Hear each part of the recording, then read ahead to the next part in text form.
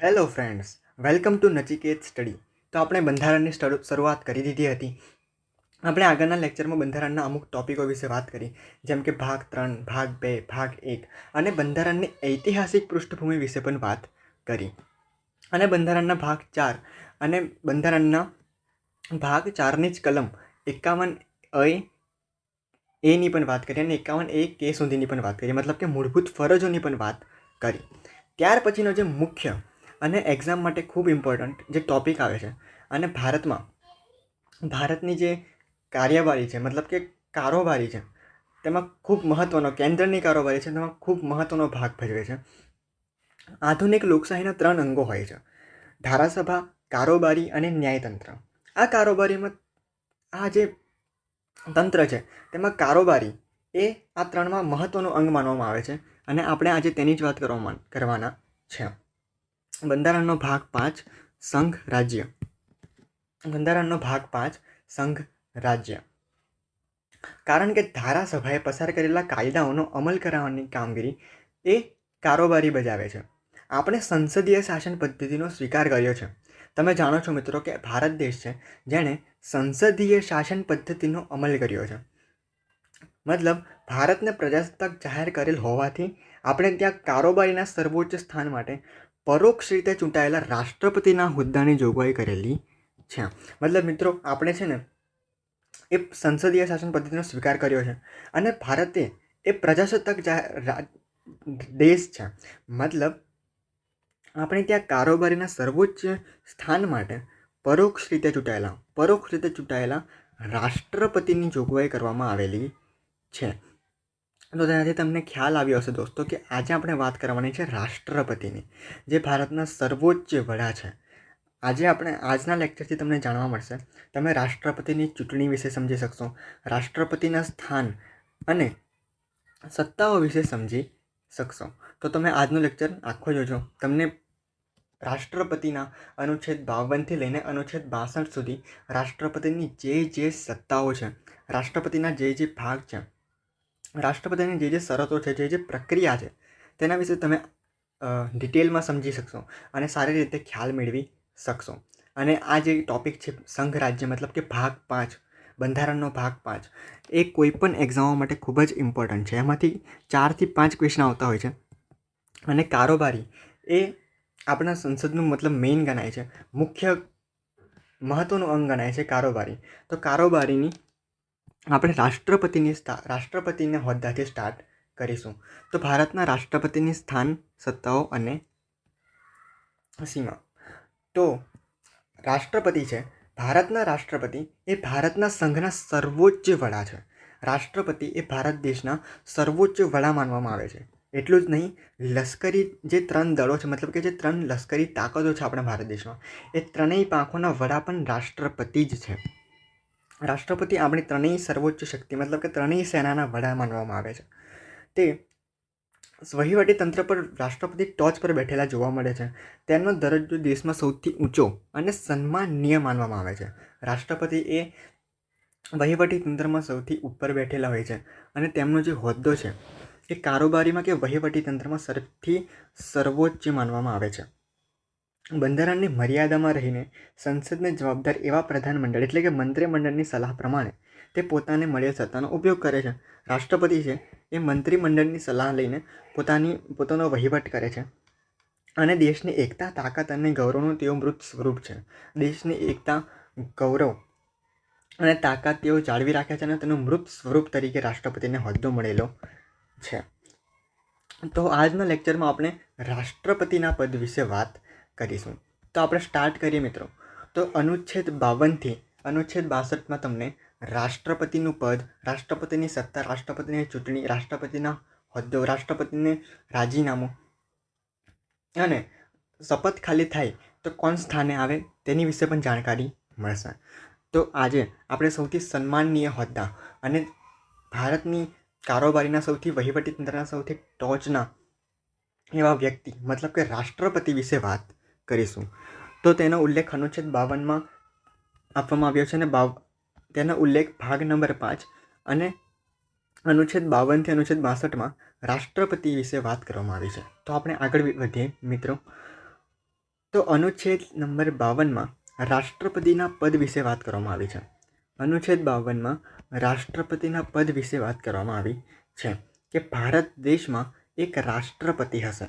ભારત દેશ છે એ ભારત દેશના એક વહીવટ માટે અને એક સર્વોચ્ચ હોદ્દા માટે એક રાષ્ટ્રપતિ હશે.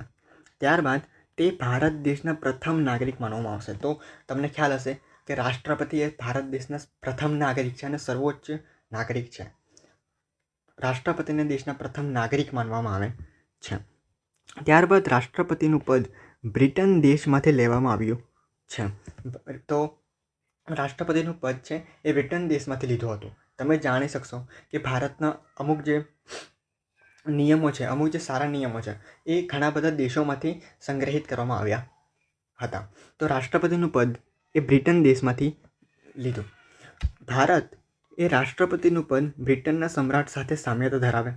તો બ્રિટનના સમ્રાટ છે તેના સાથે રાષ્ટ્રપતિનું પદ સામ્યતા ધરાવે.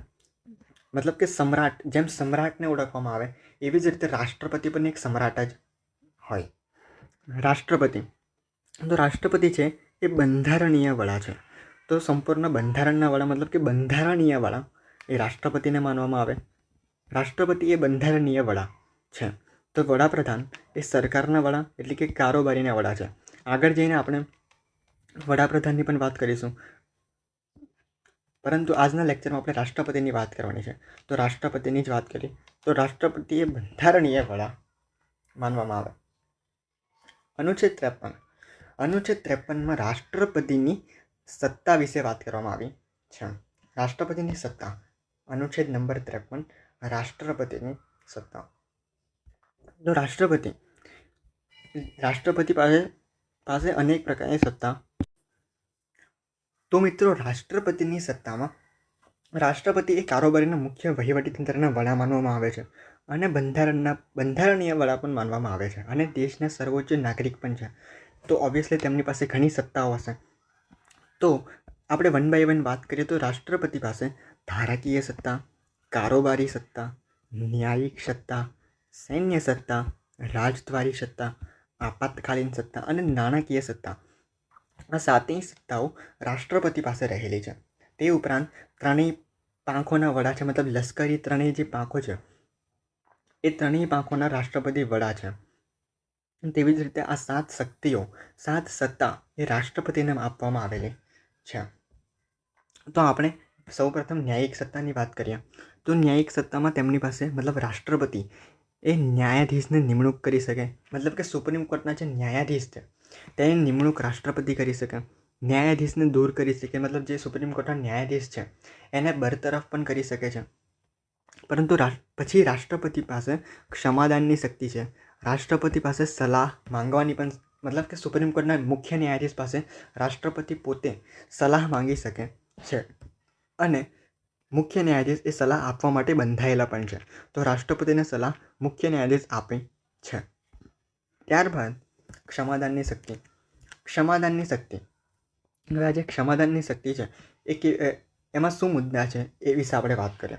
એમાં શું કહેવામાં આવ્યું છે, શું કીધું? તો ક્ષમાદાનની શક્તિમાં કીધું તો રાષ્ટ્રપતિ ન્યાયતંત્રની ભૂલને સુધારવા માટે ન્યાયતંત્રની ભૂલને સુધારવા માટે તો ન્યાયતંત્ર મતલબ ન્યાયપાલિકાથી બી અમુક કોઈ ભૂલ થાય કે અમુક કોઈ કાયદા એવી રીતના લડી લેવાય કે એમાં કોઈ ભૂલ છે અને ગલત ચુકાદો આવ્યો છે, ત્યારે રાષ્ટ્રપતિ ન્યાયતંત્રની આ ભૂલ છે એને સુધારવા માટે ક્ષમાદાનની શક્તિનો ઉપયોગ કરે. અને બીજું છે અતિ કઠોર સજામાંથી મુક્તિ. તો એક વ્યક્તિ છે જેને કોઈ સામાન્ય ગુનો કર્યો હોય પરંતુ તેને અતિ કઠોર સજા કરવામાં આવે છે, તો તે વ્યક્તિને અતિ કઠોર સજામાંથી અગર મુક્તિ મેળવવી હોય તો તે રાષ્ટ્રપતિ સમક્ષ જઈ શકે છે અને રાષ્ટ્રપતિને અરજી કરી શકે છે અને રાષ્ટ્રપતિ આ વ્યક્તિને અતિ કઠોર સજામાંથી મુક્તિ આપી શકે. અને આ કેસમાં કહેવામાં આવ્યું મારુરામ વર્સિસ ભારત સંઘ કેસ. મારુરામ વર્સિસ ભારત સંઘ કેસ, જેમાં આ ચુકાદા આવ્યા. ત્યાર પછી બીજા પણ કેસ થયા. કેહરસિંહ કેસ, ફૂલજીતસિંહ વર્સિસ દિલ્હી ઉપરાજ્યપાલ, Shatrughan Chauhan case, Sher Singh versus Punjab case. આ બધા જે કેસો છે આ બધા કેસોમાં અલગ અલગ ચુકાદા આપવામાં આવ્યા અને ન્યાયતંત્ર અને કારોબારી મતલબ કે ન્યાયતંત્ર અને રાષ્ટ્રપતિના અમુક જે મુદ્દાઓ છે તેના વિશે ચર્ચા વિચારણા કરવામાં આવી. ત્યારબાદ માફી આપવાની સત્તા અનુચ્છેદ 72, પરંતુ આ આપણે આગળના લેક્ચરમાં જોઈશું. અનુચ્છેદ 72 આવશે ત્યારે. અત્યારે આપણે વાત કરીએ અનુચ્છેદ નંબર 53ની, મતલબ રાષ્ટ્રપતિની સત્તાની. આ બી મુદ્દા છે મિત્રો, પરંતુ આ આપણે આગળના લેક્ચરમાં જોઈશું, કારણ કે આ અનુચ્છેદ એ વચ્ચે આવી ગયા છે. જો 123 ને એવી રીતના, પરંતુ આપણે એને પછી વાત કરીશું. અત્યારે આપણે ટોપિક બાય ટોપિક જઈએ તો અનુચ્છેદ નંબર 53ની આપણે વાત કરીશું. તો અનુચ્છેદ નંબર 53 છે રાષ્ટ્રપતિની સત્તા. અનુચ્છેદ નંબર 52માં કીધું હતું રાષ્ટ્રપતિનું પદ. એવી જ રીતે અનુચ્છેદ 53માં છે રાષ્ટ્રપતિની સત્તા. જે આપણે રાષ્ટ્રપતિની સત્તા જોઈ તેવી જ રીતે આ પણ સત્તા જ છે, પરંતુ ડિટેલમાં જોઈએ તો રાષ્ટ્રપતિની સત્તામાં ધારાકીય સત્તા મેં તમને જણાવી તેમ. તો ધારાકીય સત્તા મતલબ સંસદ. સંસદના સત્ર એ રાષ્ટ્રપતિ બોલાવી શકે. સંયુક્ત બેઠક પણ રાષ્ટ્રપતિ બોલાવી શકે. વટહુકમ પણ રાષ્ટ્રપતિ આપી શકે. રાષ્ટ્રપતિને વટહુકમ આપવાનો પણ અધિકાર મળેલો છે. તો રાષ્ટ્રપતિ ક્યારે પણ તેમને અનુચિત સમયે વટહુકમ પણ જારી કરી શકે છે. સંસદના સત્રો આવે તે પણ રાષ્ટ્રપતિ બોલાવી શકે. સંયુક્ત બેઠક પણ રાષ્ટ્રપતિ બોલાવી શકે. તો આ રાષ્ટ્રપતિની ધારાકીય સત્તા થઈ. ત્યારબાદ છે રાષ્ટ્રપતિની કારોબારી સત્તા. રાષ્ટ્રપતિની કારોબારી સત્તામાં રાષ્ટ્રપતિ જે ઉચ્ચ હોદ્દા છે આપણા ભારત દેશમાં, જેમ કે વડાપ્રધાન, ભારતીય ચૂંટણી પંચ કમિશનર હોય, મુખ્ય કમિશનર કે અન્ય કમિશનર હોય, નાણાં પંચના અધ્યક્ષ અને સભ્ય હોય, એટર્ની જનરલ, રાજ્યપાલ, કેગ મતલબ કંટ્રોલર એન્ડ ઓડિટર જનરલ, પછી છે યુપીએસસીના અધ્યક્ષ સભ્યો, આ બધાની નિમણૂક એ રાષ્ટ્રપતિ કરે છે. મતલબ કે કારોબારીના જે મેઇન મુખ્ય હોદ્દાઓ છે, વડાપ્રધાન લઈ લઈએ, એટર્ની જનરલ, રાજ્યપાલ, કેગ, તો આ બધાની નિમણૂક રાષ્ટ્રપતિ કરે છે. એ રાષ્ટ્રપતિની કારોબારી સત્તા છે. હવે છે રાષ્ટ્રપતિની ન્યાયિક સત્તા. તો ન્યાયિક સત્તાની આપણે વાત કરી તો માફી આપવાની સત્તા છે. પછી આપણે આગળ વાત કરી તેવી જ રીતે કે અતિ કઠોર સજામાંથી મુક્તિ આપી શકે, અને કોઈ ન્યાયાલયમાં કોઈ ગલતી થઈ હોય, કોઈ કાયદા આપવામાં, કોઈ સજા આપવામાં, તો તેમાં ફેરફાર પણ કરી શકે. તો આ રાષ્ટ્રપતિની ન્યાયિક સત્તા છે. તેવી જ રીતે માફી આપવાની સત્તા છે. તો તેમાં માફીના પ્રકાર પડે છે. તો 5 પ્રકારની માફી છે. તો એ છે લઘુકરણ, વિરામ, પરિહાર, વિલંબ અને ક્ષમા. ત્યારબાદ રાજદ્વારી શક્તિ. તો રાજદ્વારી શક્તિમાં આંતરરાષ્ટ્રીય સંધિ અને વિદેશ રાજદૂત જોડે મળવાનો અધિકાર પણ રાષ્ટ્રપતિને મળેલો છે. મતલબ રાષ્ટ્રપતિને એક અધિકાર હોય છે કે એ આંતરરાષ્ટ્રીય સંધિ કરી શકે, અને વિદેશી રાજદૂતને, મતલબ કે વિદેશમાંથી જે રાજદૂતો આવ્યા હોય, જે પણ ભારત દેશમાં ચકાસણી કરવા માટે, કે કોઈ પણ જે મોટા રાજદૂત હોય જે ભારત દેશમાં આવ્યા હોય, તો તેમને મળી પણ રાષ્ટ્રપતિ શકે. તેનામાં કોઈ ફેરફાર નહીં કરી શકાય, અને રાષ્ટ્રપતિ આંતરરાષ્ટ્રીય સંધિ કરી શકે અને વિદેશી રાજદૂત જોડે મળી શકે, બેસી શકે. ત્યારબાદ લશ્કરી સત્તા. લશ્કરી સત્તામાં આપણે આગળ વાત કરીએ તો ત્રણેય સેનાના વડા રાષ્ટ્રપતિ છે. પછી લશ્કરી સત્તાના ત્રણેય જે પાંખો છે, લશ્કરની જે ત્રણેય પાંખો છે, કારણ કે રાષ્ટ્રપતિ રાજ્યના સર્વોચ્ચ વડા છે, તો તેમની પાસે રાજ્યની જે બી ત્રણેય શક્તિ છે, લશ્કરી શક્તિ, એ ત્રણેય સેનાના વડા એ રાષ્ટ્રપતિને માનવામાં આવે છે. રાષ્ટ્રપતિ ત્રણેય સેનાના વડા છે. ત્યારબાદ આપાતકાલીન સ્થિતિ હોય તો દેશમાં, કાં તો કોઈ અમુક ભારત દેશના કોઈ વિસ્તારમાં, મતલબ કે કોઈ રાજ્યમાં કોઈ આપાતકાલીન સ્થિતિ હોય, તો તેવા સંજોગોમાં રાષ્ટ્રપતિ પોતાની આંતરિક બુદ્ધિ અને પોતાની આંતરિક શક્તિથી કટોકટી પણ મૂકી શકે છે. હવે કટોકટી 3 પ્રકારની છે: રાષ્ટ્રીય કટોકટી, બંધારણીય કટોકટી અને નાણાકીય કટોકટી. આ 3 પ્રકારની કટોકટીનો પણ આપણે વિગતવાર અભ્યાસ કરીશું. અત્યારે આપણે એને ડીપમાં નહીં જવું. તો રાષ્ટ્રપતિ એ કટોકટી પણ મૂકી શકે છે કોઈ રાજ્ય પર કાં તો દેશ પર. રાષ્ટ્રીય કટોકટી, બંધારણીય કટોકટી અને નાણાકીય કટોકટી, 3 પ્રકારની કટોકટીનો સમાવેશ થાય છે. ત્યારબાદ નાણાકીય સત્તા. આકસ્મિક નીતિ સંરક્ષણ કે બજેટ પર ચર્ચા કરવાનો અધિકાર પણ રાષ્ટ્રપતિને મળે. તો આ થઈ ગઈ રાષ્ટ્રપતિની સત્તા. રાષ્ટ્રપતિની સત્તામાં આપણે જોયું ધારાકીય સત્તા, કારોબારી સત્તા, ન્યાયિક સત્તા, રાજદ્વારી શક્તિ, લશ્કરી સત્તા, આપાતકાલીન શક્તિ. મતલબ કે રાષ્ટ્રપતિની આપાતકાલીન કોઈ સ્થિતિ હોય, સત્તા હોય, તો તે પણ એ જાળવી શકે છે, મતલબ કે મૂકી શકે છે અને તેનો ઉપયોગ કરી શકે. ત્યારબાદ નાણાકીય સત્તા. હવે આપણે વાત કરીશું અનુચ્છેદ 54. અનુચ્છેદ 54માં છે રાષ્ટ્રપતિ ની ચૂંટણીમાં કેટલા સભ્યો ભાગ લઈ શકે. રાષ્ટ્રપતિની ચૂંટણી થાય છે તો કેટલા સભ્યો ભાગ લઈ શકે અને કયા સભ્યો ભાગ ન લઈ શકે તેની આપણે વાત કરીએ. તો અનુચ્છેદ 54માં છે રાષ્ટ્રપતિની ચૂંટણી અને કેટલા સભ્યો ભાગ લે છે તેના વિશે ઉલ્લેખ છે. તો રાષ્ટ્રપતિની ચૂંટણી પરોક્ષ રીતે થાય છે. તેમની ચૂંટણી સંસદના બંને ગૃહો જેમ કે રાજ્યસભા અને લોકસભાના ચૂંટાયેલા સભ્યો દ્વારા થાય છે. ચૂંટાયેલા સભ્યો બધા જ રાજ્યોની ચૂંટાયેલા સભ્યો દ્વારા થાય છે. તો એના પરથી સિમ્પલ મિત્રો હું એમ લખ્યું છે એવી રીતના, તો તમે એવી રીતે સિમ્પલ જ યાદ રાખો. કારણ કે રાષ્ટ્રપતિની ચૂંટણીમાં રાજ્યસભા લોકસભાના ચૂંટાયેલા બધા જ જે ચૂંટાયેલા સભ્યો, આજે મારે વોઇસ છે અને જે વાક્ય છે એ ધ્યાનથી સાંભળજો કે લોકસભા અને રાજ્યસભાના બધા ચૂંટાયેલા સભ્યો, એક પણ એવું નથી સભ્ય કે જે નિમણૂક થયેલો હોય કે નામાંકિત થયેલો હોય, બધા જ સભ્યો ચૂંટાયેલા હોવા જોઈએ. તો એવી જ રીતે અહીંયા આગળ આપણે યાદ રાખીશું કે રાષ્ટ્રપતિની ચૂંટણીમાં લોકસભા અને રાજ્યસભાની બધા જ સભ્યો અને બધા જ ચૂંટાયેલા સભ્યો ભાગ લે છે. અને તેમની ચૂંટણી સાદી બહુમતીના ધોરણે નહીં પરંતુ સપ્રમાણ પ્રતિનિધિત્વ પ્રથાથી કરવામાં આવે. મતલબ રાષ્ટ્રપતિની ચૂંટણી છે એ સાદી બહુમતીથી નથી કરવામાં આવતી પરંતુ સપ્રમાણ પ્રતિનિધિત્વથી કરવામાં આવે. તો સિમ્પલ રીતે યાદ રાખજો તમે, જે બધા સભ્યો છે એના નામ યાદ રાખવાની જરૂર નથી પરંતુ કયા સભ્યો ભાગ ન લઈ શકે એ યાદ રાખી લો. તો અહીંયા આગળ હું ટ્રીક બતાવી છે. તો રાષ્ટ્રપતિની ચૂંટણીમાં કયા સભ્ય ભાગ ન લઈ શકે? તો વિધાન પરિષદ અને નિમણૂક, નામાંકિત કે નિમાયેલા ન દેખાવા જોઈએ. મતલબ આપણને એક્ઝામમાં ક્વેશ્ચન આવે અને ક્વેશ્ચનમાં લખે કે રાષ્ટ્રપતિની ચૂંટણીમાં કયા સભ્યો ભાગ ન લઈ શકે, તો ત્યાં લખ્યું હોય કે વિધાન પરિષદ, નિમણૂક, નામાંકિત કે નિમાયેલા સભ્યો. તો એ ક્વેશ્ચન ગલત થશે કે એ ન હોવા જોઈએ. પરંતુ તેની સિવાય જેટલા પણ સભ્યો હશે, વિધાન પરિષદ કે નિમણૂક, નામાંકિત કે નિમાયેલા સિવાય બીજા કોઈ પણ શબ્દ દેખાય તો એ ક્વેશ્ચન સાચો હશે. કારણ કે વિધાન પરિષદ, નિમણૂક થયેલા, નામાંકિત કે નિમાયેલા સભ્યો ન દેખાવા જોઈએ. તો એ સિમ્પલ રીતે યાદ રાખજો. કારણ કે રાષ્ટ્રપતિની ચૂંટણીમાં બધા સભ્યો ભાગ લે છે. આપણે બધાને યાદ રાખવાની જરૂર નથી પરંતુ જે ચૂંટણીમાં ભાગ નથી લેતા આપણે માત્ર તે યાદ રાખવાના છે કારણ કે તે ઓછા છે. ઓકે, તો આપણે જોઈ લીધું એવી જ રીતે. ત્યાર પછી આપણે આગળ વધીએ.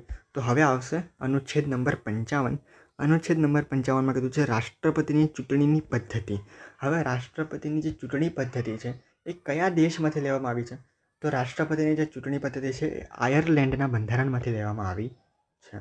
તો હવે આપણે વિગતવાર વાત કરીએ રાષ્ટ્રપતિની ચૂંટણી પદ્ધતિ. રાષ્ટ્રપતિની ચૂંટણી પદ્ધતિ એ કેવી રીતના ચાલે છે અને કેવી રીતે થાય છે તેનો આપણે ડિટેલમાં અભ્યાસ કરીશું. તો રાષ્ટ્રપતિની ચૂંટણીમાં પહેલાં તો મેં તમને કહી દીધું એમ કે લોકસભા અને રાજ્યસભાના ચૂંટાયેલા સભ્યો, બધા જ રાજ્યોની વિધાનસભાઓના ચૂંટાયેલા સભ્યો પણ ભાગ લે છે. મતલબ કે લોકસભા અને રાજ્યસભાના સભ્યો પણ ભાગ લે છે અને બધા જ રાજ્યોની જે વિધાનસભા હોય છે, બધા રાજ્યોની વિધાનસભાના ચૂંટાયેલા સભ્યો પણ ભાગ લે છે. ચૂંટાયેલા સભ્યો પણ રાષ્ટ્રપતિની ચૂંટણીમાં ભાગ લે છે.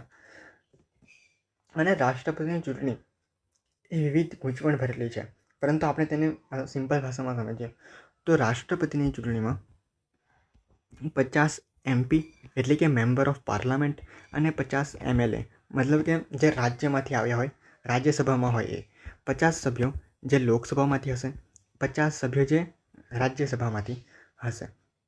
હવે 50 સભ્યો મતલબ કે મેમ્બર ઓફ પાર્લામેન્ટ જે 50 સભ્યો છે તેમનું સમર્થન જોઈશે અને બીજા 50 સભ્યોનો પ્રસ્તાવ રજૂ કરવાનો રહેશે.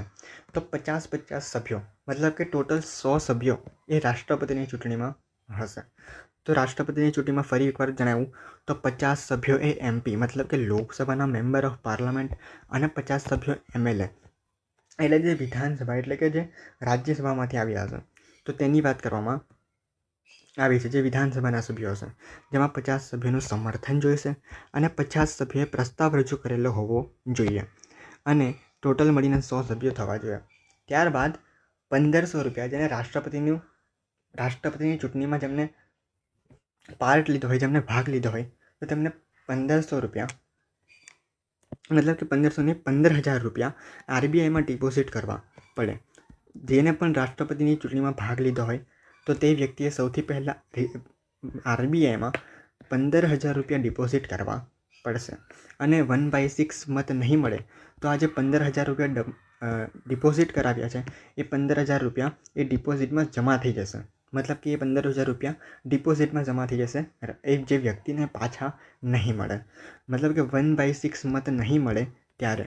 જો 1/6 કરતાં વધારે મત મળે તો સારું જ છે, પરંતુ 1/6 મત નહીં મળે તો આ જે 15,000 રૂપિયા છે એ ડિપોઝિટમાં આપોઆપ જમા થઈ જાય.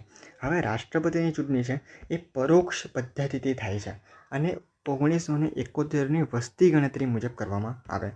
તો રાષ્ટ્રપતિની ચૂંટણી એ પરોક્ષ પદ્ધતિથી થાય. હવે પરોક્ષ પદ્ધતિ મતલબ કેવી રીતના? તો પરોક્ષ પદ્ધતિ મતલબ ગુપ્ત મતદાન રીતે, એકલ સંક્રમણીય મતદાન પદ્ધતિની રીતે અને સપ્રમાણ પ્રતિનિધિત્વની રીતે. હવે ગુપ્ત મતદાન એનો તમને ખ્યાલ આવી ગયો હશે કે ગુપ્ત મતદાન મતલબ કોઈને ખબર ના પડવા દે, પોતાની અંદરો અંદર ચૂંટણી થઈ જાય. મતલબ કે લોકસભા, રાજ્યસભા અને બધા સભ્યો હોય જે ચૂંટાયેલા હોય તેમને અંદરો અંદર થઈ જાય. મતલબ કે ખાલી એ જ લોકોને જોવા મળે, બહારના એક પણ સભ્યને આ ચૂંટણી મતલબ કે મતદાન એ જોવા મળે નહીં. બીજું છે એકલ સંક્રમણીય મતદાન પદ્ધતિ. આ પણ એક ચૂંટણીનો પ્રકાર છે. એ પણ એક ડિટેલમાં એક લેક્ચર લાવીશ જેમાં તમને સમજાવીશ કે એકલ સંક્રમણીય મતદાન પદ્ધતિ અને સપ્રમાણ પ્રતિનિધિત્વની ચૂંટણી પદ્ધતિ એમાં શું મતલબ કે એમાં કેવી માન્યતા અને કેવા કેવા મુદ્દાઓનો સમાવેશ થાય છે અને કેવા રીતે એનો પ્રોસેસ હોય છે. મતલબ કે મેઇન સિમ્પલ રીતે કે એની પ્રોસેસ શું હોય છે આ પદ્ધતિની. પરંતુ રાષ્ટ્રપતિની ચૂંટણી એ પરોક્ષ રીતે થાય છે. મતલબ કે આવે ગુપ્ત મતદાન, એકલ સંક્રમણીય મતદાન પદ્ધતિ અને સપ્રમાણ પ્રતિનિધિત્વની રીતે.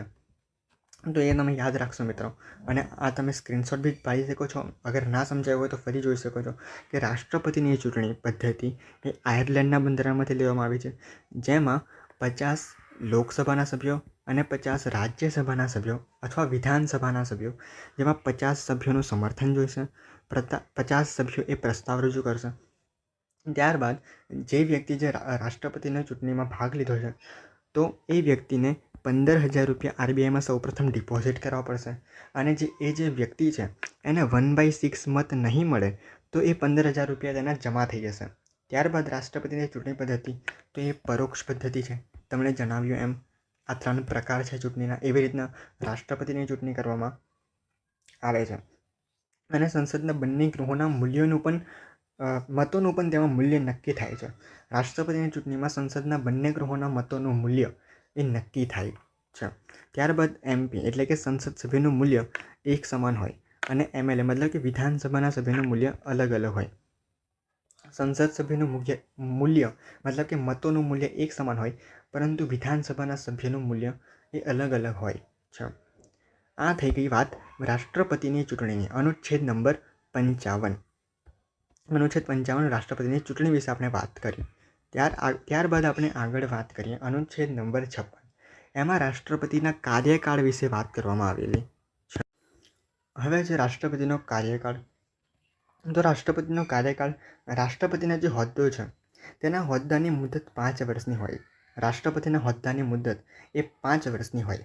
તેઓ બીજા 5 વર્ષ માટે પણ ચૂંટાઈ શકે. મતલબ કે 5 વર્ષ માટે રાષ્ટ્રપતિનો એક ટર્મ પૂરો થયો, ત્યારબાદ બીજી વાર પણ એ રાષ્ટ્રપતિ ચૂંટાઈને આવી શકે. એવું બંધારણમાં ઉલ્લેખ કરવામાં આવ્યો છે અનુચ્છેદ નંબર 56માં કે 5 વર્ષ માટે રાષ્ટ્રપતિને જે મુખ્ય વર્ષ છે એ રાષ્ટ્રપતિના હોદ્દાની મુદ્દત મુખ્ય 5 વર્ષની હોય અને તેઓ બીજા 5 વર્ષ માટે પણ ચૂંટાઈ શકે.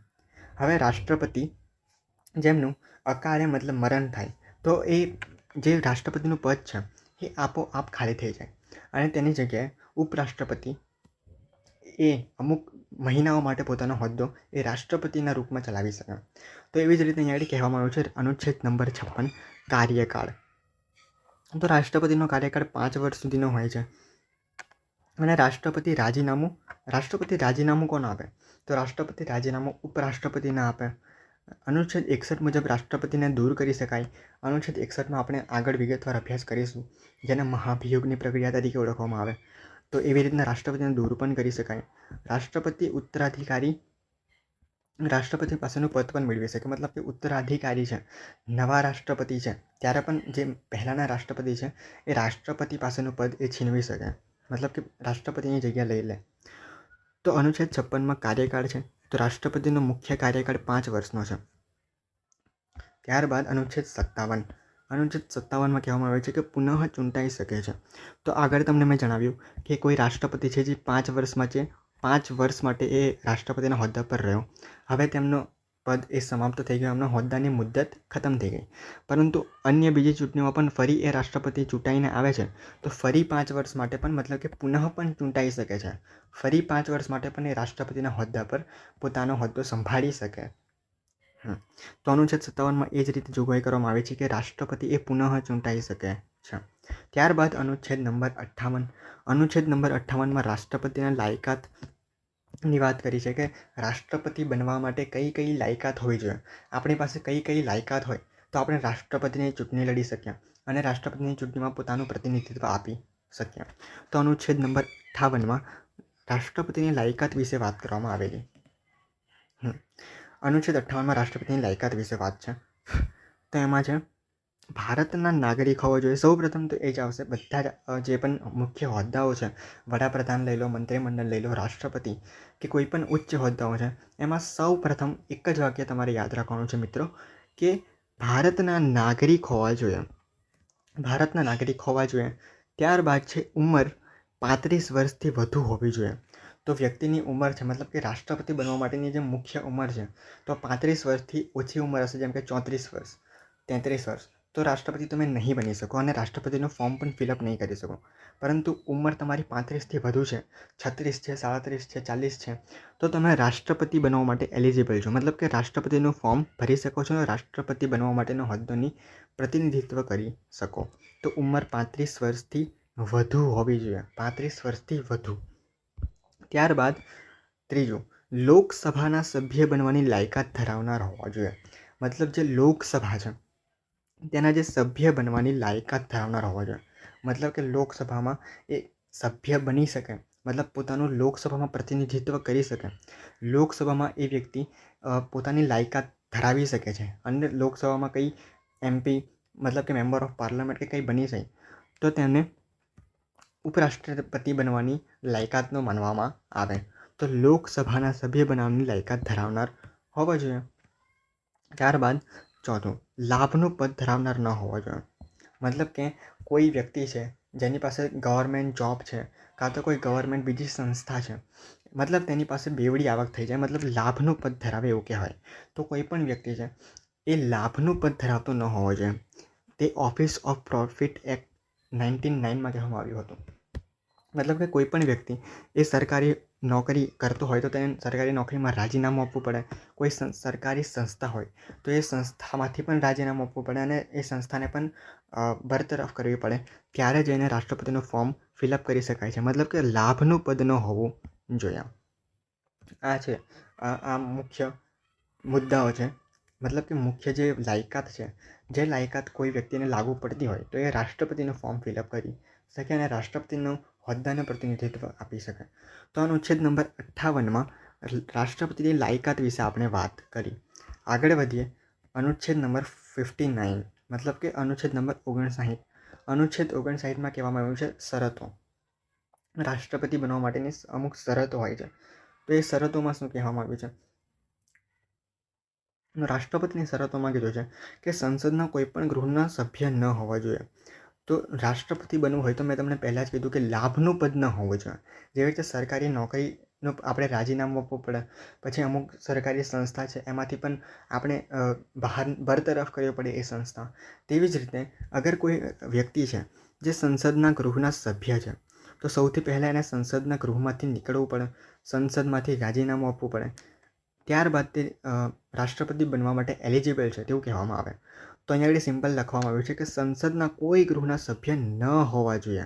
સંસદના કોઈ ગૃહના સભ્ય ન હોવા જોઈએ. આ એક શરતો છે જે રાષ્ટ્રપતિ બનવા માટે જરૂરી હોય છે. ત્યારબાદ લાભનું પદ ન ધરાવતા હોવા જોઈએ. તો મેં ઉપર જણાવ્યું આગળના આર્ટિકલમાં, આર્ટિકલ નંબર 58માં કે લાભનું પદ ધરાવતા ન હોવા જોઈએ. તો સિમ્પલ એ જ છે. ત્યારબાદ નિવાસ સંબંધિત ભાડું આપ્યા વગર નિવાસ કરી શકશે. તો આ એક શરતો છે. મતલબ રાષ્ટ્રપતિ બન્યા પછી નિવાસ સંબંધિત કોઈ બાબત છે, મતલબ કે ભાડું આપ્યા વગર નિવાસ કરી શકે છે. મતલબ રાષ્ટ્રપતિનું એક ઘર હોય છે જે ગવર્મેન્ટના શાસનમાં હોય છે અને ત્યાં રાષ્ટ્રપતિ પોતે નિવાસ કરી શકશે, એ પણ ભાડું આપ્યા વગર. તો આ શરત છે રાષ્ટ્રપતિ બન્યા પછીની. ત્યારબાદ અનુચ્છેદ નંબર 60.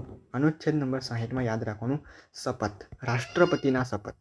અનુચ્છેદ 60 રાષ્ટ્રપતિના શપથ. તો સિમ્પલ એમાં યાદ રાખવાનું છે કે રાષ્ટ્રપતિને શપથ કોણ લેવડાવશે? તો સુપ્રીમ કોર્ટના મુખ્ય ન્યાયાધીશ એ રાષ્ટ્રપતિને શપથ લેવડાવશે. સુપ્રીમ કોર્ટના જે મુખ્ય ન્યાયાધીશ છે, અન્ય ન્યાયાધીશ નહીં, મુખ્ય ન્યાયાધીશ મતલબ કે જે મેઇન જજ હોય, સુપ્રીમ કોર્ટના જે મેઇન જજ હોય એ રાષ્ટ્રપતિને શપથ લેવડાવશે. રાષ્ટ્રપતિને શપથ સુપ્રીમ કોર્ટના મુખ્ય ન્યાયાધીશ લેવડાવશે. તો અનુચ્છેદ 60માં એ જ છે કે શપથ, રાષ્ટ્રપતિના શપથ. ત્યારબાદ અનુચ્છેદ નંબર 61. અનુચ્છેદ નંબર 61માં મહાભિયોગ પ્રક્રિયા મતલબ કે અહીં આગળ કહેવામાં આવે છે રાષ્ટ્રપતિને દૂર કરવાની પ્રક્રિયા. અનુચ્છેદ નંબર 61 રાષ્ટ્રપતિને દૂર કરવાની પ્રક્રિયા એને કહેવામાં આવે છે મહાભિયોગ પ્રક્રિયા. રાષ્ટ્રપતિને દૂર કરવાના હોય તો તેને એવી રીતના ના કહી શકીએ કે રાષ્ટ્રપતિને દૂર કરવાની પ્રક્રિયા, પરંતુ તેને એક અલગ નામ આપવામાં આવ્યું છે મહાભિયોગની પ્રક્રિયા. મતલબ કે રાષ્ટ્રપતિને દૂર કરવા માટે મહાભિયોગની પ્રક્રિયા તરીકે તેને ઓળખવામાં આવે. અને અનુચ્છેદ 61માં તેના વિશે ઉલ્લેખ કરવામાં આવ્યો છે. અને રાષ્ટ્રપતિને કેવી રીતે બરતરફ કરી શકાય, દૂર કરી શકાય તેના વિશે પણ બંધારણમાં આપણને અનુચ્છેદ 61 અનુસાર સૂચનો આપવામાં આવ્યા છે અને તેના નિયમો પણ આપવામાં આવ્યા છે. તો આપણે એને જોઈએ. તો મહાભિયોગની પ્રક્રિયા એ અર્ધન્યાયી છે. મતલબ એને ન્યાયાલયમાં પડકારી પણ શકાય અને ન પણ પડકારી શકાય. મતલબ એ અર્ધન્યાયી છે અને અમેરિકાના બંધારણમાંથી લેવામાં આવે છે. આ મહાભિયોગની પ્રક્રિયા છે એ અમેરિકાના બંધારણમાંથી લેવામાં આવેલું છે. હવે મહાભિયોગની પ્રક્રિયા ક્યારે કરવામાં આવે? જ્યારે રાષ્ટ્રપતિને દૂર કરવાનો હોય ત્યારે. હવે મહાભિયોગની પ્રક્રિયા એ રાષ્ટ્રપતિ છે એને કંઈ બંધારણનું ઉલ્લંઘન કર્યું હોય કે કોઈ માનસિક રીતે નિર્બળ હોય તો તેને તે રાષ્ટ્રપતિને હોદ્દાની મુદ્દત આપવામાં આવતી નથી અને તેને મુદ્દત પૂરી થયા પહેલાં પણ તેને બરતરફ કરી શકાય છે. મતલબ રાષ્ટ્રપતિને બરતરફ કરી શકાય. તો અહીંયા કારણ આપવામાં આવ્યું છે કે બંધારણનું ઉલ્લંઘન કરે ત્યારે. તો એની ટિપિકલ સિચ્યુએશન શું છે, મતલબ કે પ્રક્રિયા શું છે તેના વિશે આપણે વાત કરીએ. તો સંસદના કોઈ પણ ગૃહમાંથી, મતલબ કે લોકસભા કે રાજ્યસભા, અહીંયા આગળ ઓર લખ્યું છે, મતલબ કે લોકસભા અથવા રાજ્યસભામાંથી જે સભ્યો છે, લોકસભા અથવા રાજ્યસભા બંનેમાંથી કોઈ એક ગૃહના સભ્યો છે, એવું નહીં કે બંને ગૃહના સભ્યો, પરંતુ લોકસભા કે રાજ્યસભામાંથી કોઈ પણ એક ગૃહના સભ્યો પણ આ ફરિયાદ કરી શકે છે. મતલબ કે રાષ્ટ્રપતિને દૂર કરવાની ફરિયાદ સંસદના કોઈ પણ એક ગૃહમાંથી રાષ્ટ્રપતિને ફરિયાદ કરી શકે. તેના માટે 1/4ની અનુમતિ જોઈશે, મતલબ કે 1/4 સભ્યોની અનુમતિ જોઈશે. ત્યારબાદ 14 દિવસની નોટિસ આપવામાં આવશે. 14 દિવસની નોટિસ આપ્યા બાદ, મતલબ કે લિખિત સૂચના દ્વારા આપવામાં આવે. ઓછામાં ઓછા ફરિયાદ છે એ આરોપીની દરખાસ્ત ઓછામાં ઓછા 3 દિવસમાં લિખિત સૂચના દ્વારા મળવી જોઈએ. અને આ આરોપનામા પર ગૃહના ઓછામાં ઓછા 25% સભ્યોને સહી જોઈએ. આ આરોપનામા છે મતલબ કે લોકસભામાંથી પસાર થયો છે યા તો રાજ્યસભામાંથી, પરંતુ જે પણ સભ્ય હોય એમાંથી જે સભ્ય હોય એને 25% સહી જોઈએ, ત્યારે જ આ પસાર થાય. તો 25% લોકોની સહી જોઈએ, મતલબ કે 1/4ની અનુમતિ જોઈએ. 1/4 સભ્યોની અનુમતિ મતલબ 25% લોકોની સહી જોઈએ, ત્યારે જઈને તેના પર ચર્ચા વિચારણા થઈ જાય. ત્યારબાદ સંસદનું એક ગૃહ હોય એ આ ગૃહ આ રીતે આરોપ મૂકે, ત્યારબાદ બીજું ગૃહ તેની તપાસ કરે. હવે લોકસભા આરોપ મૂકે તો રાજ્યસભા મતલબ કે અન્ય ગૃહ તપાસ કરે આ જે બાબત છે એ સાચી છે, મતલબ કે શું પ્રોબ્લેમ છે કે રાષ્ટ્રપતિને મતલબ સાચે રાષ્ટ્રપતિ માનસિક રીતે પછાત છે કે પછી બંધારણીય ઉલ્લંઘન સાચી રીતે રાષ્ટ્રપતિએ કર્યું છે. આ બધી જે બાબતો છે, આ બધી બાબતોનો જે તપાસ છે એ રાજ્યસભા કરશે, કારણ કે લોકસભાએ આ પ્રસ્તાવ રજૂ કર્યો હતો એટલા માટે રાજ્યસભા કરશે.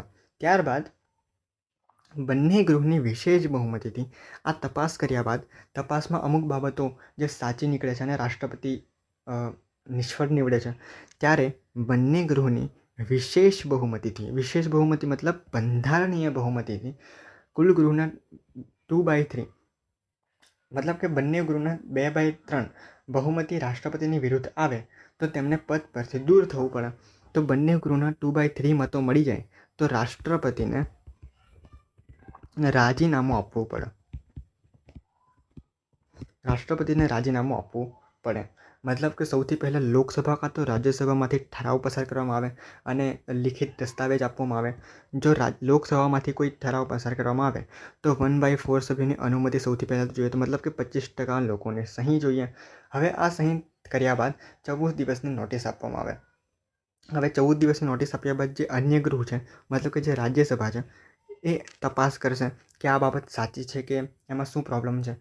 એની તપાસ કર્યા બાદ બંને ગૃહની વિશેષ બહુમતીથી, જેમાં સંસદના તમામ સભ્ય ભાગ લેશે, બંને ગૃહની વિશેષ બહુમતીથી કુલ ગૃહના 2/3 મતો મળે તો રાષ્ટ્રપતિને રાજીનામું આપવું પડે.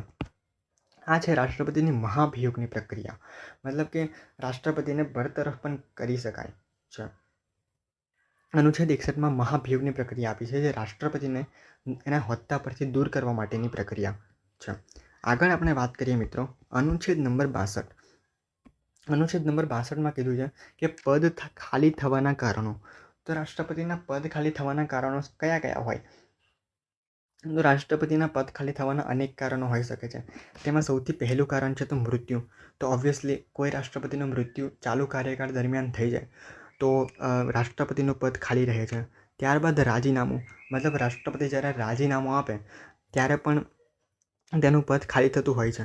ત્યારબાદ ત્રીજો પોઈન્ટ છે કે રાષ્ટ્રપતિ કાર્યકાળ પૂર્ણ થઈ ત્યારે. ઓકે, તો એ પણ સિમ્પલ જ છે કે રાષ્ટ્રપતિનો કાર્યકાળ જ્યારે 5 વર્ષનો પૂર્ણ થઈ જાય તો ઓબ્વિયસલી રાષ્ટ્રપતિનો જે હોદ્દો છે એ ખાલી પડે છે, મતલબ કે રાષ્ટ્રપતિનું પદ ખાલી થાય છે. ચોથો જે પોઈન્ટ છે મિત્રો, તો રાષ્ટ્રપતિને દૂર કરવામાં આવે ત્યારે. ઓકે, તો અત્યારે આપણે આગળ જોયું કે રાષ્ટ્રપતિને મહાભિયોગની પ્રક્રિયા દ્વારા જેમ દૂર કરવામાં આવે છે, તો ચોથો પોઈન્ટ એ જ છે કે રાષ્ટ્રપતિનું પદ ચોથો પોઈન્ટ ક્યારે ખાલી થાય, મતલબ કે દૂર કરવામાં આવે ત્યારે. તો આ જે 4 મુદ્દા છે, આ જે 4 પોઈન્ટ છે, એમાં સિમ્પલ કહેવામાં આવ્યું છે કે રાષ્ટ્રપતિનું પદ ક્યારે ખાલી થાય, મતલબ કે પદ ખાલી થવાના કારણો. તો અનુચ્છેદ 62માં આ જે 4 મુદ્દા આપે છે, જેમ કે મૃત્યુ થાય ત્યારે, રાજીનામું આપે ત્યારે, કાર્યકાળ પૂર્ણ થાય ત્યારે અને દૂર કરવામાં આવે ત્યારે રાષ્ટ્રપતિનું પદ ખાલી થાય. અને રાષ્ટ્રપતિ જ્યારે મૃત્યુ થાય, રાજીનામું આપે, કાર્યકાળ પૂર્ણ થાય કે દૂર કરવામાં આવે ત્યારે ઉપરાષ્ટ્રપતિ છે એ કાર્યકારી રાષ્ટ્રપતિ તરીકે 6 મહિના, 5 મહિના, 2 મહિના, જ્યાં સુધી નવા રાષ્ટ્રપતિ ન આવી જાય ત્યાં સુધી ઉપરાષ્ટ્રપતિ એક કાર્યકારી રાષ્ટ્રપતિ તરીકે પોતાની સત્તા ચલાવશે. તો આપણે વાત કરી મિત્રો રાષ્ટ્રપતિની. રાષ્ટ્રપતિ રાષ્ટ્રપતિને એ ભારતના મતલબ કે વહીવટી ક્ષેત્રે સર્વોચ્ચ વડા માનવામાં આવે છે અને રાષ્ટ્રપતિને વિવિધ શક્તિ આપવામાં આવી છે. પરંતુ એવી પણ અમુક પ્રક્રિયા છે કે રાષ્ટ્રપતિને તેના વિરુદ્ધ જઈ શકતા નથી રાષ્ટ્રપતિ, જેમ કે મહાભિયોગની પ્રક્રિયા, જેમાં રાષ્ટ્રપતિને દૂર કરી શકાય છે. રાષ્ટ્રપતિની અમુક જે મુખ્ય શરતો છે તે પણ રાષ્ટ્રપતિને માનવાની રહે છે. અમુક જે બાબતો છે જે રાષ્ટ્રપતિ માટે પણ બંધનરૂપ હોય છે, પરંતુ રાષ્ટ્રપતિ પાસે વિવિધ સત્તાઓ પણ હોય છે. કારોબારીના વડાને આટલી બધી સત્તાઓ તેમનું બંધારણ આપતું નથી, પરંતુ રાષ્ટ્રપતિનું સ્થાન બ્રિટનના રાજ્યની જેમ મહદ અંશે બંધારણીય વડા તરીકેનું છે. રાષ્ટ્રપતિએ હંમેશા એ પ્રધાનમંડળની સલાહ મુજબ કામ કરવા માટે બંધાયેલા છે. રાષ્ટ્રપતિ છે એ પ્રધાનમંડળની સલાહ મુજબ કામ કરવા માટે બંધાયેલા છે. છતાં ભારતના રાષ્ટ્રપતિનું પણ પ્રભાવનું છે, સત્તાનું નહીં. તો આપણે વાત કરી રાષ્ટ્રપતિ. રાષ્ટ્રપતિનો હોદ્દો એ ખૂબ જ સન્માનનીય છે અને ભારતના સર્વોચ્ચ નાગરિક છે. તેમના વિશે આપણે વાત કરી અને અનુચ્છેદ 52થી લઈને અનુચ્છેદ 62 સુધી રાષ્ટ્રપતિનું પદ, રાષ્ટ્રપતિની સત્તા, રાષ્ટ્રપતિની ચૂંટણી, તેમાં ભાગ લેનાર સભ્ય, રાષ્ટ્રપતિના કાર્યકાળ, રાષ્ટ્રપતિ પુનઃ ચૂંટાઈ શકે, લાયકાત, શરતો, રાષ્ટ્રપતિની શપથો, પછી મહાભિયોગની પ્રક્રિયા વિશે પણ આપણે અભ્યાસ કર્યો. તો આઈ હોપ કે તમને રાષ્ટ્રપતિ વિશે સંપૂર્ણ ખ્યાલ આવી ગયો હશે. હવે તેના પછી મતલબ કે તેના નીચે એક મુખ્ય હોદ્દો આવેલો હોય છે, તેને આપણે ઉપરાષ્ટ્રપતિ તરીકે ઓળખીએ છીએ. હવે આપણે વાત કરીશું ઉપરાષ્ટ્રપતિની. તો આપણે વાત કરીશું મિત્રો ઉપરાષ્ટ્રપતિની. તો અનુચ્છેદ નંબર 63થી અનુચ્છેદ નંબર 69 સુધી ઉપરાષ્ટ્રપતિના હોદ્દા વિશે મુખ્ય વાતો કરવામાં આવેલી છે અને બંધારણમાં ઉપરાષ્ટ્રપતિને માન્યતા આપવામાં આવી છે. અને ઉપરાષ્ટ્રપતિ જેવા મહાન હોદ્દાને, મતલબ કે રાષ્ટ્રપતિ પછી જે મુખ્ય હોદ્દો છે એ ઉપરાષ્ટ્રપતિનો છે, તેમને માન્યતા આપવામાં આવેલી છે અને તેમના વિશે ઉલ્લેખ કરવામાં આવેલો જોવા મળે. ત્યારબાદ અનુચ્છેદ 63થી લઈ અનુચ્છેદ 69 સુધી આપણે જે ઉપરાષ્ટ્રપતિની વાત કરીએ, તો આપણે વાત કરીશું તો અનુચ્છેદ નંબર 63. તો ઉપરાષ્ટ્રપતિનું જે પદ છે, તો ઉપરાષ્ટ્રપતિ એ કોઈ ગૃહના સભ્ય હોતા નથી. સૌપ્રથમ તો ઉપરાષ્ટ્રપતિમાં રાષ્ટ્રપતિની જેમ કોઈ ગૃહના સભ્ય બનવા માટે લાયકાત ધરાવતા નથી. મતલબ કે લાયકાત ધરાવતા હોવા જોઈએ, પરંતુ કોઈ ગૃહના સભ્ય ન હોવા જોઈએ. લાયકાત ધરાવવી અને કોઈ ગૃહના સભ્ય ન હોવા જોઈએ, બંનેમાં ઘણો ફરક છે. તો એવી જ રીતે ઉપરાષ્ટ્રપતિ એ કોઈ પણ ગૃહના સભ્ય હોવા જોઈએ નહીં. અને ઉપરાષ્ટ્રપતિ પાસે પણ અમુક એવી સત્તાઓ રહેલી છે, અમુક નાની નાની સત્તાઓ રહેલી છે, પરંતુ ઉપરાષ્ટ્રપતિ પણ એક મુખ્ય હોદ્દો ધરાવે. તો અનુચ્છેદ 63થી આપણે સ્ટાર્ટિંગ કરીએ ઉપરાષ્ટ્રપતિની. તો સૌપ્રથમ આપણે વાત કરીએ ઉપરાષ્ટ્રપતિનું પદ. તો ઉપરાષ્ટ્રપતિનું પદ એ કયા દેશમાંથી લીધું છે? તો અમેરિકામાંથી ઉપરાષ્ટ્રપતિનું પદ લેવામાં આવ્યું છે. અમેરિકા દેશમાંથી ઉપરાષ્ટ્રપતિનું પદ ભારતમાં સામેલ કરવામાં આવ્યું છે, ભારતના બંધારણમાં સામેલ કરવામાં આવ્યું. ત્યારબાદ અનુચ્છેદ 64 અને અનુચ્છેદ 65, જેમાં ઉપરાષ્ટ્રપતિના કાર્ય વિશે વાત કરવામાં આવેલી. અનુચ્છેદ 64માં અને અનુચ્છેદ 65માં સેમ જ છે, પરંતુ થોડોક માઇનર ડિફરન્સ હશે, અને રાષ્ટ્રપતિના કાર્ય વિશે વાત કરવામાં આવેલી છે. તો ઉપરાષ્ટ્રપતિ એ હોદ્દાની રૂએ રાજ્યસભાના સભાપતિ તરીકે કાર્ય કરે. તો ઉપરાષ્ટ્રપતિ છે એ રાજ્યસભાના સભાપતિ તરીકે કાર્ય કરે છે. ત્યારબાદ અનુચ્છેદ 65માં કીધું છે કે રાષ્ટ્રપતિની ગેરહાજરીમાં ઉપરાષ્ટ્રપતિ એ કાર્યકારી રાષ્ટ્રપતિ તરીકે કાર્ય કરે છે.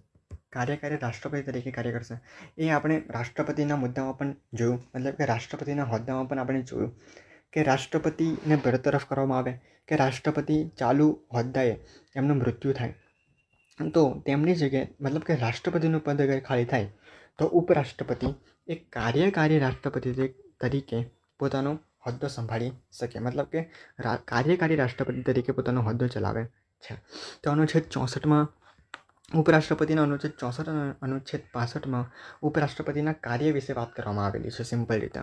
તો અનુચ્છેદ 64માં કીધું છે કે ઉપરાષ્ટ્રપતિ એ રાજ્યસભાના સભાપતિ તરીકે કાર્ય કરે છે. રાજ્યસભાના સભાપતિ તરીકે કાર્ય કરશે. ત્યારબાદ અનુચ્છેદ 65માં કીધું છે કે રાષ્ટ્રપતિની ગેરહાજરીમાં ઉપરાષ્ટ્રપતિ એ કાર્યકારી રાષ્ટ્રપતિ તરીકે કાર્ય કરશે. તો આ સિમ્પલ વાત કરવામાં આવી છે. તો અહીંયા આગળ એક્ઝામ્પલ પણ આપ્યા છે કે રાજેન્દ્ર પ્રસાદ જે રાષ્ટ્રપતિ હતા તે 15 દિવસ માટે યાત્રાએ ગયા હતા, ત્યારે જે સર્વપલ્લી રાધાકૃષ્ણ હતા જે ઉપરાષ્ટ્રપતિ હતા તે કાર્યકારી રાષ્ટ્રપતિ તરીકે રાષ્ટ્રપતિ બન્યા હતા અમુક દિવસો માટે, મતલબ કે 15 દિવસની યાત્રા માટે ગયા હતા. તો 15 દિવસ માટે પણ ઉપરાષ્ટ્રપતિ છે એ કાર્યકારી રાષ્ટ્રપતિ બની શકે. અને અમુક જે મોટી સિચ્યુએશન હોય તો એમાં જેમ કે મૃત્યુ થયું હોય કે રાષ્ટ્રપતિને બરતરફ કર્યા હોય, એ જો એવી મોટી સિચ્યુએશન હોય ત્યારે જે ઉપરાષ્ટ્રપતિ છે એ 6 મહિના સુધી રાષ્ટ્રપતિના મતલબ કે કાર્યકારી રાષ્ટ્રપતિ બની શકે. ત્યારબાદ અહીંયા એક્ઝામ્પલ આપવામાં આવ્યું છે કે રાષ્ટ્રપતિનું મૃત્યુ થાય ત્યારે જે ઉપરાષ્ટ્રપતિ છે એ રાષ્ટ્રપતિનો હોદ્દો સંભાળી લે. ત્યારબાદ આપણે વાત કરીએ તો અનુચ્છેદ 64 અને 65માં ઉપરાષ્ટ્રપતિના કાર્ય વિશે વાત કરી. ત્યારબાદ આગળ વધીએ અનુચ્છેદ નંબર 66. અનુચ્છેદ નંબર 66માં ઉપરાષ્ટ્રપતિની ચૂંટણી, તેમની લાયકાત એટલે કે યોગ્યતા, તેમની શરતો કે કઈ શરતો તેમને માનવાની રહેશે તેના વિશે વાત કરવામાં આવી છે. તો અનુચ્છેદ 66 આપણે વિગતવાર અભ્યાસ કરીએ. તો અનુચ્છેદ 66માં મિત્રો કહેવામાં આવ્યું છે કે ઉપરાષ્ટ્રપતિની લાયકાત કે ઉપરાષ્ટ્રપતિ બનવા માટે વ્યક્તિ પાસે શું લાયકાત હોવી જોઈએ. તો સેમ રાષ્ટ્રપતિ જેવી છે, પરંતુ માઇનર ડિફરન્સ હશે એ હું તમને જણાવીશ. તો અનુચ્છેદ 66 ઉપરાષ્ટ્રપતિની ચૂંટણી, ઉપરાષ્ટ્રપતિની લાયકાત અને ઉપરાષ્ટ્રપતિની શરતો. તો સૌપ્રથમ વાત કરીએ ઉપરાષ્ટ્રપતિની લાયકાતની. તો તેની લાયકાત શું હોવી જોઈએ? તો સૌપ્રથમ તો ભારતના નાગરિક હોવા જોઈએ. ત્યારબાદ એની ઉંમર 35 વર્ષથી વધુ હોવી જોઈએ, મતલબ કે ઉપરાષ્ટ્રપતિ બનવા માટે પણ ઉંમર એ 35 વર્ષ કે તેથી વધુની હોવી જોઈએ. અને ત્રીજું છે કે રાજ્યસભાના સભ્ય બનવાની લાયકાત ધરાવનાર હોવા જોઈએ. હવે મિત્રો યાદ કરો કે રાષ્ટ્રપતિની લાયકાત શું હતી? તો રાષ્ટ્રપતિની લાયકાતમાં આ બે મુદ્દાઓ તો હતા જ, પરંતુ આ મુદ્દામાં ચેન્જ આવ્યું છે. તો રાષ્ટ્રપતિ એ લોકસભાના સભ્ય બનવાની લાયકાત ધરાવનાર હોવા જોઈએ, જ્યારે ઉપરાષ્ટ્રપતિ છે એ રાજ્યસભાના સભ્ય બનવાની લાયકાત ધરાવનાર હોવા જોઈએ.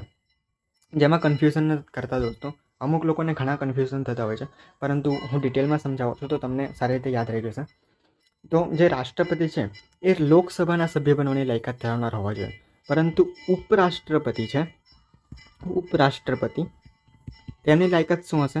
તો એ રાજ્યસભાના સભ્ય બનવાની લાયકાત ધરાવનાર હોવા જોઈએ. ત્યારબાદ છે મતલબ કે ઉપરાષ્ટ્રપતિની ચૂંટણી. ઉપરાષ્ટ્રપતિની ચૂંટણી ભારતીય ચૂંટણી પંચ દ્વારા કરવામાં આવે. ઉપરાષ્ટ્રપતિની જે ચૂંટણી છે મિત્રો, એ ભારતીય ચૂંટણી પંચ દ્વારા કરવામાં આવે. તો મિત્રો આપણે વાત કરતા હતા ઉપરાષ્ટ્રપતિની ચૂંટણી વિશે. મતલબ કે ઉપરાષ્ટ્રપતિની ચૂંટણીમાં કેટલા સભ્યો ભાગ લે છે અને કેવી રીતે તેની પ્રોસેસ હોય છે, તો તેના વિશે આપણે વાત કરીએ.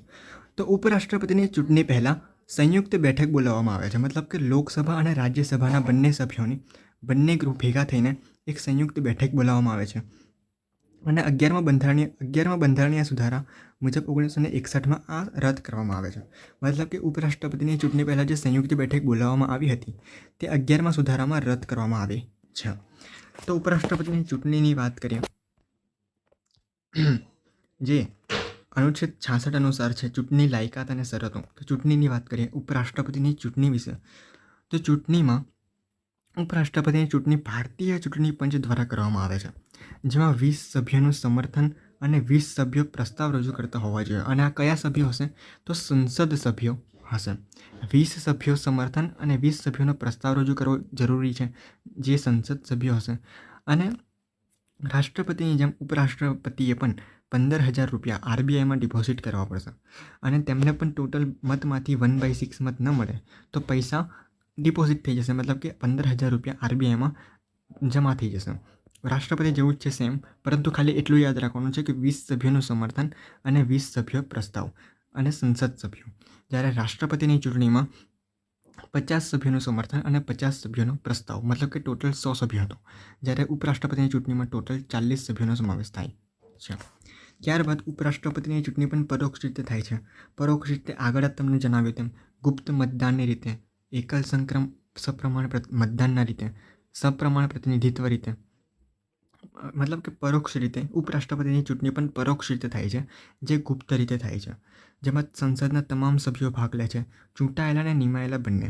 હવે આમાં ફેર જોવા મળશે કે રાષ્ટ્રપતિની ચૂંટણીમાં તમે જોયું, મતલબ કે મેં સમજાવ્યું અને તમને ભણાવ્યું કે રાષ્ટ્રપતિની ચૂંટણીમાં ખાલી ચૂંટાયેલા સભ્યો ભાગ લેશે. મતલબ કે સંસદના તમામ સભ્યો ભાગ લેશે અને ખાલી ચૂંટાયેલા સભ્યો ભાગ લેશે, નિમાયેલા નહીં. પરંતુ ઉપરાષ્ટ્રપતિની ચૂંટણીમાં સંસદના તમામ સભ્યો ભાગ લેશે, જેમાં ચૂંટાયેલા પણ હશે અને નિમાયેલા પણ હશે. સંસદ મતલબ લોકસભા અને રાજ્યસભા, અને તેમાં બધા સભ્યો ભાગ લેશે, પરંતુ તેમાં ચૂંટાયેલા અને નિમાયેલા બંને લેશે. જ્યારે ઉપરાષ્ટ્રપતિની ચૂંટણીમાં ચૂંટાયેલા સભ્યો પણ ભાગ લે અને નિમાયેલા સભ્યો પણ ભાગ લે. જ્યારે રાષ્ટ્રપતિની ચૂંટણીમાં માત્ર ને માત્ર ચૂંટાયેલા સભ્યો જ ભાગ લેશે. પછી ઉપરાષ્ટ્રપતિ બનવા માટેની શરતો શું છે? તો લાભનું પદ ન હોવું જોઈએ, same to same ditto copy રાષ્ટ્રપતિનું જેવું જ છે કે સરકારી નોકરી ન હોવી જોઈએ, સરકારી સંસ્થા ન હોવી, ડિટો કોપી છે. મતલબ કે કોઈ પણ જાતનું લાભનું પદ ન હોવું જોઈએ, કોઈ પણ ગૃહના સભ્ય ન હોવા જોઈએ. મતલબ કે રાજ્યસભા, મતલબ કે રાષ્ટ્રપતિ જેમ લોકસભાના સભ્ય બનાવવાની લાયકાત ધરાવતા હોવા જોઈએ, તેવી જ રીતે ખાલી લાયકાત ધરાવતા હોવા જોઈએ, પરંતુ ગૃહના સભ્ય ન હોવા જોઈએ. તેવી જ રીતે ઉપરાષ્ટ્રપતિ છે તે પણ કોઈ પણ ગૃહના સભ્ય ન હોવા જોઈએ. હવે ઉપરાષ્ટ્રપતિ છે એ રાજ્યસભાના સભ્ય બનવાની લાયકાત ધરાવનાર હોવા જોઈએ, પરંતુ રાજ્યસભાના સભ્ય ન હોવા જોઈએ. તો એ જ શરતો છે. ત્યાર પછી છે અનુચ્છેદ 67, જેમાં ઉપરાષ્ટ્રપતિનો કાર્યકાળ વિશે વાત કરી છે. તો સિમ્પલ રીતે ઉપરાષ્ટ્રપતિનો કાર્યકાળ પણ 5 વર્ષનો હોય છે. હોદ્દાની રૂએ ઉપરાષ્ટ્રપતિ 5 વર્ષ માટે પોતાનું શાસન, મતલબ કે પોતે ઉપરાષ્ટ્રપતિ તરીકેનો હોદ્દો પ્રાપ્ત કરી શકે છે. અનુચ્છેદ નંબર 67 કાર્યકાળ, મતલબ કે ઉપરાષ્ટ્રપતિનો કાર્યકાળ તે હોય છે 5 વર્ષનો. ત્યારબાદ છે અનુચ્છેદ 68, અનુચ્છેદ નંબર 68 ઉપરાષ્ટ્રપતિનું પદ ખાલી થવાના કારણો. તો જેમ રાષ્ટ્રપતિના પદ ખાલી થવાના પણ કારણો હતા, તેવી જ રીતે રાષ્ટ્રપતિના પણ અમુક પદ ખાલી થાય તો તેના કારણો છે. તો સૌ પ્રથમ કારણ છે મૃત્યુ થાય ત્યારે, રાજીનામું આપે ત્યારે. તો ઉપરાષ્ટ્રપતિ રાજીનામું કોણ આપે? તો રાષ્ટ્રપતિને આપે. તો રાજીનામું આપે ત્યારે, 5 વર્ષનો કાર્યકાળ પૂર્ણ થાય ત્યારે અને દૂર કરવામાં આવે ત્યારે. જેવી રીતના રાષ્ટ્રપતિને દૂર કરવામાં આવે છે, તેવી જ રીતે ઉપરાષ્ટ્રપતિને પણ દૂર કરવામાં આવે છે અનુચ્છેદ 68 તહત. તો તેમાં શું પ્રોસેસ છે તો એ આપણે જોઈએ. તો દૂર કરવાનો પ્રસ્તાવ રજૂ કરવામાં આવે ત્યારે રાજ્યસભામાં, માત્ર રાજ્યસભામાં પસાર થઈ શકે. હવે મિત્રો આગળ વાત કરી કે રાષ્ટ્રપતિને દૂર કરવા હોય ત્યારે લોકસભા અને રાજ્યસભા બંનેમાંથી કોઈ એક ગૃહમાં એક ગૃહમાં દૂર કરવાનો પ્રસ્તાવ રજૂ કરી શકાય છે.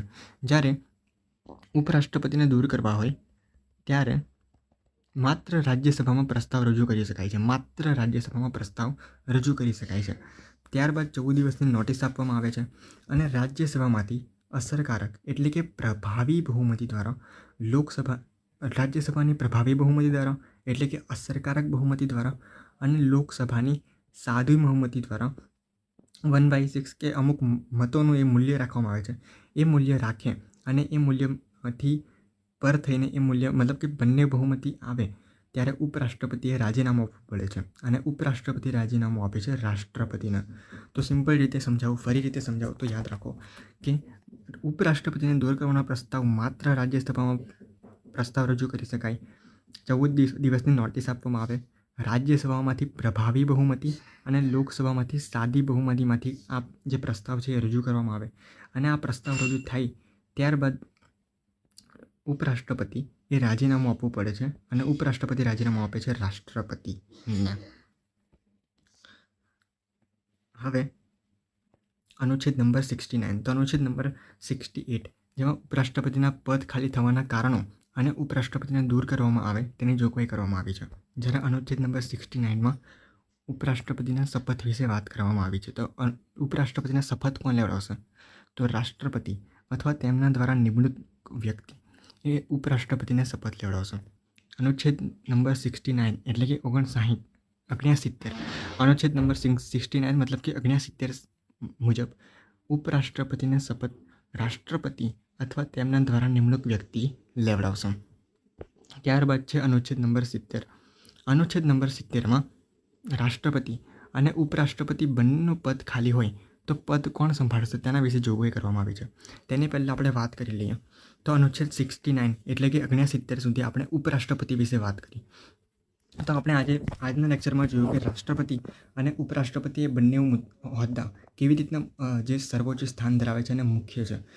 તેમજ જે રાષ્ટ્રપતિનો મુદ્દો છે અને જે રાષ્ટ્રપતિનો હોદ્દો છે એ સર્વથી સર્વોચ્ચ મતલબ વહીવટીતંત્રમાં સર્વોચ્ચ માનવામાં આવે છે. અને કારોબારી, ધારાસભા અને ન્યાયતંત્રમાં પણ આ હોદ્દા જે પોતાની પ્રભાવી અને અસરકારક બહુમતીથી વિશેષ યોગદાન અને પોતાની સત્તા દ્વારા વિશેષ યોગદાન પ્રાપ્ત કરે છે. તો આપણે વાત કરી રાષ્ટ્રપતિ અને ઉપરાષ્ટ્રપતિના હોદ્દા વિશે. હવે અનુચ્છેદ 70માં કહેવામાં આવ્યું છે જે જાણકારી માટે છે કે રાષ્ટ્રપતિ અને ઉપરાષ્ટ્રપતિ બંનેનું પદ ખાલી હોય તો પદ કોણ સંભાળશે? તો રાષ્ટ્રપતિ અને ઉપરાષ્ટ્રપતિ બંનેનું પદ ખાલી હોય તો પદ સંભાળશે સુપ્રીમ કોર્ટના મુખ્ય ન્યાયાધીશ. સુપ્રીમ કોર્ટના મુખ્ય ન્યાયાધીશ. જ્યારે રાષ્ટ્રપતિ અને ઉપરાષ્ટ્રપતિ બંનેનું પદ ખાલી થઈ જાય ત્યારે સુપ્રીમ કોર્ટના મુખ્ય ન્યાયાધીશ પદ સંભાળશે. તો આપણે વાત કરી રાષ્ટ્રપતિ અને ઉપરાષ્ટ્રપતિ વિશે. હવે અનુચ્છેદ નંબર 71માં કહેવામાં આવ્યું છે કે રાષ્ટ્રપતિ અને ઉપરાષ્ટ્રપતિ ચૂંટણીને લગતી શંકાઓ અને વિવાદો કોણ નક્કી કરે? તો એ પણ ઉચ્ચ ન્યાયાલય કરશે, મતલબ કે સુપ્રીમ કોર્ટ કરશે. કોઈપણ શંકાઓ છે રાષ્ટ્રપતિ અને ઉપરાષ્ટ્રપતિના ચૂંટણીને લગતી શંકાઓ તો એ ઉચ્ચતમ ન્યાયાલય એટલે કે સુપ્રીમ કોર્ટ તેનું નિરાકરણ લાવશે. તો આજના લેક્ચરમાં આપણે વાત કરી મિત્રો રાષ્ટ્રપતિ અને ઉપરાષ્ટ્રપતિ વિશે, જેમાં રાષ્ટ્રપતિમાં અનુચ્છેદ 52 થી અનુચ્છેદ 62 સુધી રાષ્ટ્રપતિ વિશે ઉલ્લેખ કરવામાં આવ્યો છે બંધારણમાં અને અનુચ્છેદ 63 થી અનુચ્છેદ 71 મતલબ કે 69 સુધી ઉપરાષ્ટ્રપતિ વિશે વાત કરવામાં આવી છે. તો આજના લેક્ચરમાં આઈ હોપ કે તમને સારી રીતે બધા અનુચ્છેદ સમજાયા હશે અને રાષ્ટ્રપતિ જે દેશના સર્વોચ્ચ વડા છે મતલબ કે પ્રથમ નાગરિક છે તેમના વિશે ખ્યાલ મળ્યો હશે અને જે રાજ્યસભાના સભાપતિ તરીકે કાર્યરત છે અને કાર્યકારી રાષ્ટ્રપતિ તરીકે પણ સત્તા ભોગવી શકે છે તેવા ઉપરાષ્ટ્રપતિ વિશે પણ આપણે ડિટેલમાં વાત કરી. તો બધી એક્ઝામોમાં આ 2 ટૉપિક છે જેમાંથી અવનવા ક્વેશ્ચન અને ઘણા બધા ક્વેશ્ચન આવતા હોય છે જે ભાગ 5માંથી આવતા હોય છે. તો આઈ હોપ તમને વિડીયો ગમ્યો હશે અને આગળ પણ મેં 4-5 લેક્ચર ભણાવ્યા છે કે તેમાં બંધારણની પૃષ્ઠભૂમિથી સ્ટેપ બાય સ્ટેપ મેં બધા લેક્ચર ચલાવ્યા છે. ભાગ 1, 2, 3, 4 એવી રીતના. આ ભાગ નંબર 5 હતો અને આગળ પણ વિડીયો આવશે.